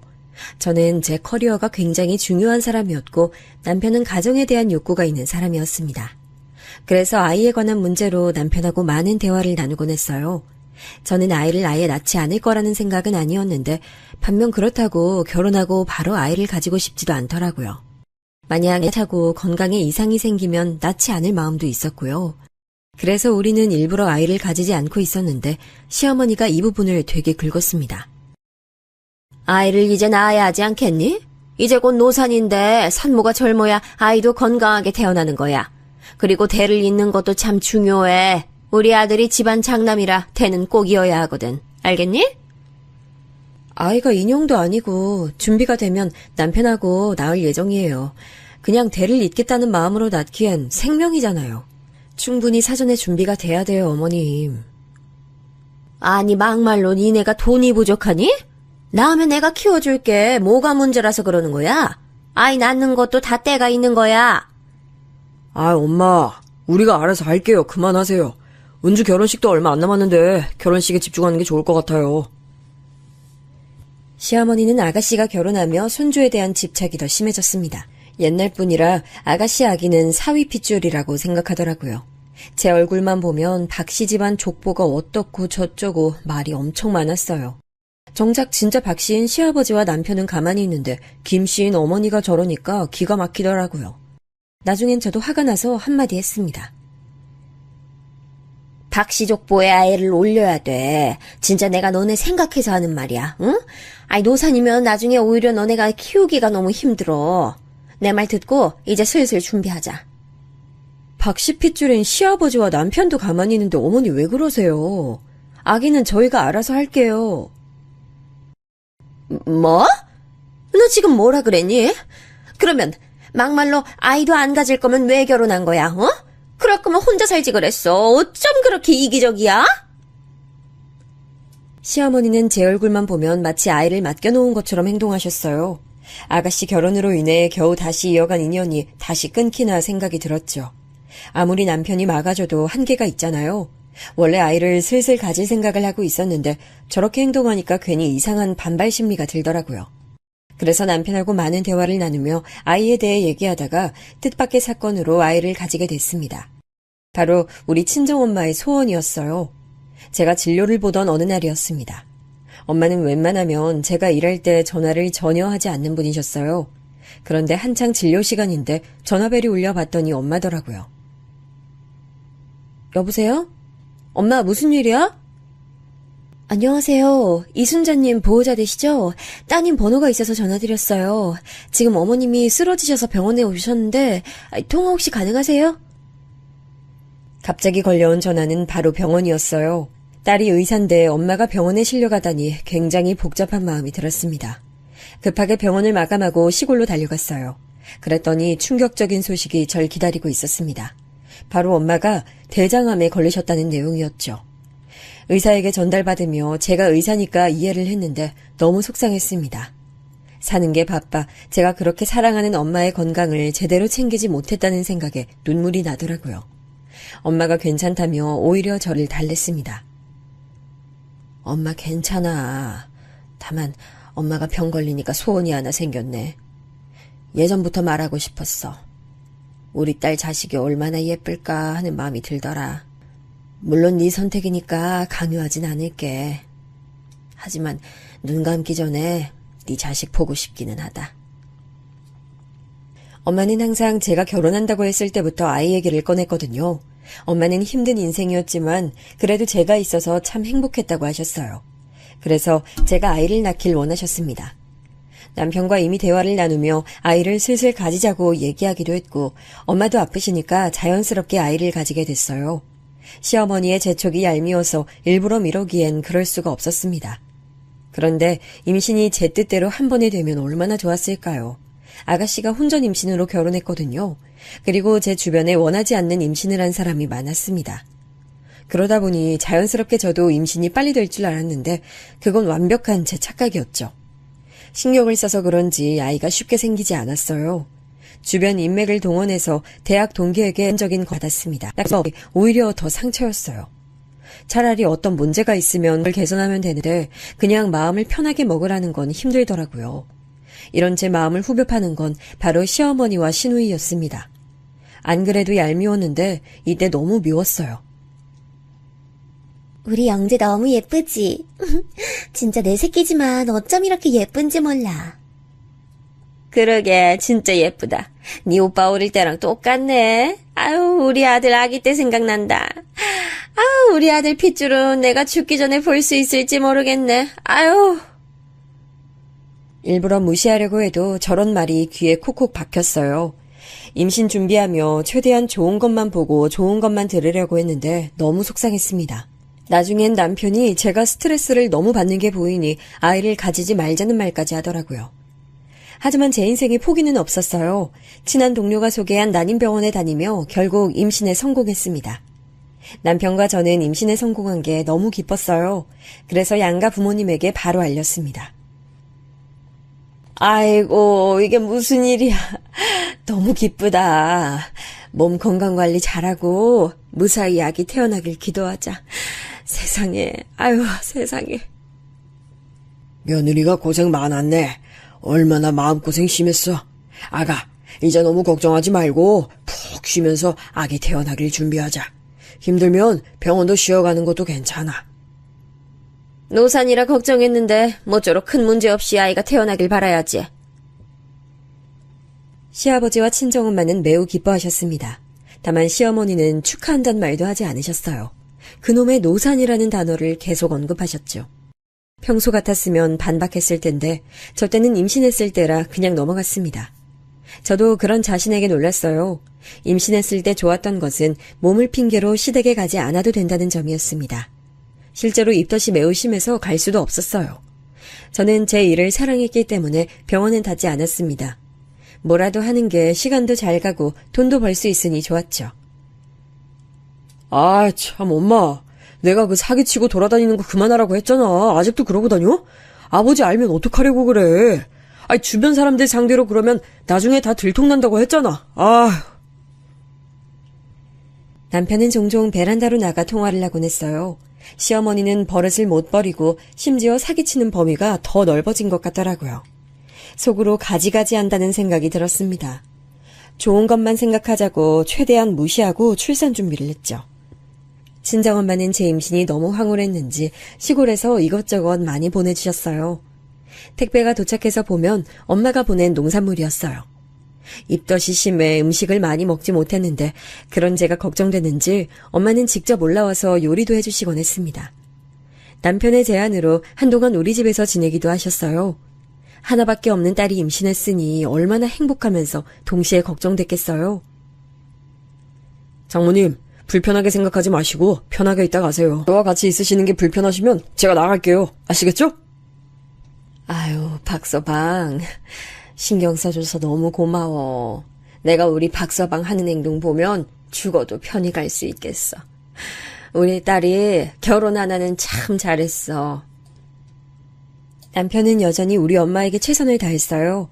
제가 시어머니를 불편해한 걸 알고서 일부러 시댁에 갈 때 혼자 가고 우리 엄마한텐 최대한 저랑 있을 수 있게 해주었죠. 그런 모습을 보며 버텼습니다. 그리고 마침내 아기가 태어났는데 딸이었어요. 솔직히 우리 부부는 나이 성별이 크게 중요하지 않았습니다. 상관없다는 표현이 맞아요. 그냥 세상에 우리 이세가 태어난 게 중요했지 딸인지 아들인지가 큰 영향을 끼치진 않았거든요. 그런데 박씨 집안 대를 잇는 것에 집착하던 시어머니는 대놓고 아쉬운 티를 냈습니다. 아들을 낳아야 대를 이을 텐데 아쉽네. 어머니, 저 출산한 지 이제 3일 됐어요. 제 앞에서 아쉽다고 하시면 어떡해요. 그렇게 대를 잇는 게 중요하시면 차라리 아들 입양을 할까요? 뭐 입양? 말이 되는 소리를 내. 그냥 어른이 아쉬워서 말할 수도 있지. 쟤는 왜 저렇게 공격적이야? 네가 의사면 다야? 여기서 제 직업이 왜 나와요? 임신했을 때부터 그놈의 집안, 핏줄, 대를 이어라 계속 말씀하셨잖아요. 듣는 저도 생각하셔야죠. 요즘은 며느리가 시어머니 잡는 게 유행이라더니 너도 똑같아. 그리고 당연히 대를 잇는 거 중요하지. 우리 아들이 얼마나 소중한 자식인지 알아? 말이 통하지 않는 시어머니의 얼굴도 보고 싶지 않았습니다. 남편이 급하게 들어와 말렸고 그렇게 저는 또 시어머니와 한동안 연락하지 않았어요. 시아버지는 제게 수고했다며 용돈도 따로 주실 정도로 잘해주셨습니다. 친정엄마도 수고했다며 시골에서 또 올라오셨어요. 저에게 잘해주시는 분들이 계시니 그분들만 보려고 했죠. 남편과 알콩달콩 아기 신생아 시절을 보냈습니다. 남편은 아이를 낳고 저에게 더 잘해줬어요. 그런 남편이 진심으로 고마웠습니다. 그런데 시어머니는 주변에 폰지 사기를 치는 것이 점점 심해지더라고요. 저도 알고 싶지 않았는데 남편이 그것 때문에 골치 아파하는 게 너무 잘 보여서 알게 됐죠. 어머님 그렇게 주변인 상대로 그러는 거 나중에 다 걸릴 텐데. 그것도 그렇고 갈수록 액수도 커져. 아버지 아시면 분명 난리나. 아니, 본인도 당당하지 못하니까 자꾸 아들인 나한테 돈 빌리고 숨겨달라고 그러지. 아유, 난 모르겠다. 그렇게 시간이 지나 어느덧 우리 딸 돌잔치가 다가왔어요. 그때까지 저는 시어머니 얼굴을 보지 않고 있었습니다. 그런데 돌잔치고 시아버지가 손녀의 첫 번째 생일을 거하게 하고 싶어 하셨어요. 시아버지는 저에게 잘해주셨으니 최대한 맞춰드리고 싶었습니다. 그래서 그냥 제가 한 번만 참자고 생각했어요. 저도 병원 일이 바쁘니 행사는 시아버지와 남편이 주도했습니다. 그 과정에서 친정엄마도 상당히 설레하셨죠. 호텔에서 돌잔치를 하다니 엄마 너무 설렌다. 옷은 어떤 옷 입지? 손님들도 많이 온다며. 엄마 창피하게 가면 안 될 것 같아. 엄마, 무슨 소리를 하는 거야? 그냥 아무거나 입고 와도 돼. 그리고 엄마가 뭐가 창피해? 엄마를 창피하게 생각하면 내가 그 사람 내쫓을 거야. 엄마가 그래도 제일 좋은 옷으로 입고 갈게. 그 결혼식 때 입고 가는 갈색 정장 있지? 그거 입어야겠다. 우리 손녀 돌잔치라 사진도 찍을 거 아니야. 당시 엄마는 암 치료를 받고 있었지만 저보다 더 설레하셨어요. 그도 그럴 것이 시아버지가 딸의 돌잔치를 아주 큰 호텔의 연회장을 빌리셨거든요. 그리고 주변 사람들을 많이 초대하셨습니다. 워낙 아는 사람이 많은 분이셔서 가능했죠. 남편에게 들으니 지인들이 많이 온다고 하더라고요. 거기엔 시어머니가 지인이라는 핑계로 사기치는 사람도 많았고요. 무튼 드디어 돌잔치하는 날이 됐습니다. 남편이 시골에서 버스를 타고 올라온 엄마를 데리러 갔어요. 엄마는 중요한 날마다 입는 갈색 정장을 입고 오셨습니다. 제가 어릴 때부터 보던 옷인데 엄마가 참 아끼는 옷이었어요. 그런 옷을 꺼내 입고 오신 걸 보고 뭉클했죠. 돌잔치가 시작됐고 손님들이 많이 오셨습니다. 다 같이 화기애애한 분위기였어요. 시어머니는 사람 좋은 척을 하고 손님들에게 인사를 하더라고요. 그런데 친정엄마가 남편과 같이 도착한 것을 보자 시어머니는 시누이에게 말했습니다. 아우 쪽팔려. 저게 뭐야? 진짜 시골 사람 아니랄까봐 촌티나게 입고도 왔네. 아이 저런 옷은 어디서 구하는 거야? 엄마, 진짜 입으라고 해도 못 입겠다 나는. 어찌나 크게 말하던지 우리 엄마 앞에서 대놓고 그러더라고요. 저는 순간 화가 확 났습니다. 저를 무시하는 건 참아도 우리 엄마를 무시하는 건 절대 못 참거든요. 저런 사람과 가족이라는 틀 안에 묶여있는 것도 싫었습니다. 시어머니와 시누이는 둘이 계속 비웃으며 우리 엄마를 대놓고 흉봤어요. 남편이 저에게 충분히 잘했고 우리 엄마를 잘 챙겨줬던 건 맞습니다. 그런데 그런 남편과 살겠다고 제가 저런 시어머니와 계속 얼굴을 볼 순 없었어요. 그동안 속에 참아왔던 게 확 터졌습니다. 어머님 아가씨, 지금 뭐라고 하셨어요? 저랑 우리 엄마 들으라고 하신 거예요? 그래도 장소가 장소인데 넌 돈도 많으면서 엄마한테 옷 한 벌 사주지 그랬어. 어? 아이 저게 뭐야. 다들 주변에서 욕해. 주변에서 욕한다고요? 하라 그래요. 그래도 우리 엄마는 어머님처럼 주변 사람 상대로 사기치고 다니진 않아요.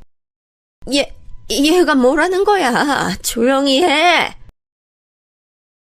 제가 큰 소리로 소리치자 주위에서 저희를 다 쳐다봤습니다. 행사의 주인공인 가족이 서로 싸우니 당연했죠. 저는 오히려 그 점이 다행이라고 생각했어요.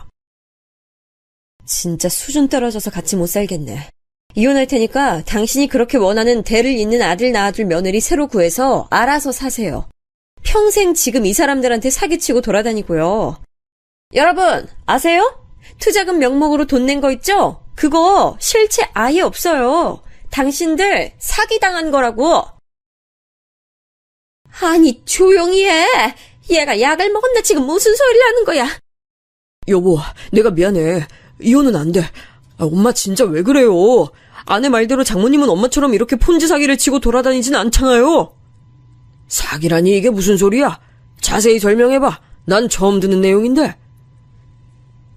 남편까지 합세해서 제 편을 들어주니 점점 웅성거림이 심해졌어요. 시아버지까지 합세해서 무슨 일이냐고 물었죠. 제가 그동안 들었던 것을 낱낱이 말했더니 순식간에 아수라장이 됐습니다.